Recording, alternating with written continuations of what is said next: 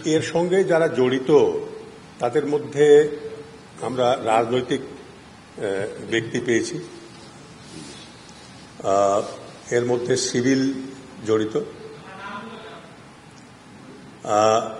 নামগুলো আমরা বলতে চাচ্ছি না, কারণটা হলো যারা জড়িত তারা তো কোর্টে মামলা হয়ে এখনো হয়নি মামলা। আমরা তো শুধু তাদের জড়িত থাকা তদন্ত করেছি এবং কি কি মানে অপরাধে তারা জড়িত সেগুলোকে আমরা মেনশন করে আমরা সুপারিশ করেছি।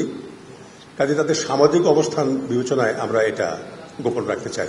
নিচে যারা জড়িত আছে যেমন মনে করেন সেগুলো না আমরা বলতে চাই না। এক নম্বর হলো যেমন প্রাক্তন প্রধানমন্ত্রী শেখ হাসিনা, ব্যারিস্টার ফজলে তাপস,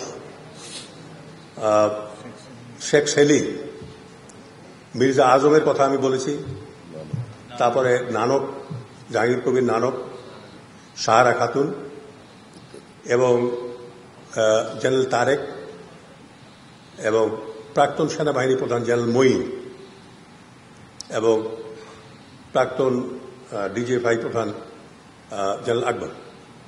এগুলোর নাম উপর লেভেলের, এগুলোর নাম আমি আপনাদেরকে জানালাম আর কি। আওয়ামী লীগ, যুবলীগ, ছাত্রলীগ, যুবলীগ এরাই ছিল। এরা যে নাম্বারে ঢুকেছিলেন তত সংখ্যায় অনেক সংখ্যা দিয়ে বের হয়ে গেছে এবং আমাদের ধারণা এর সঙ্গে অনেক কিলারও বের হয়ে গেছে।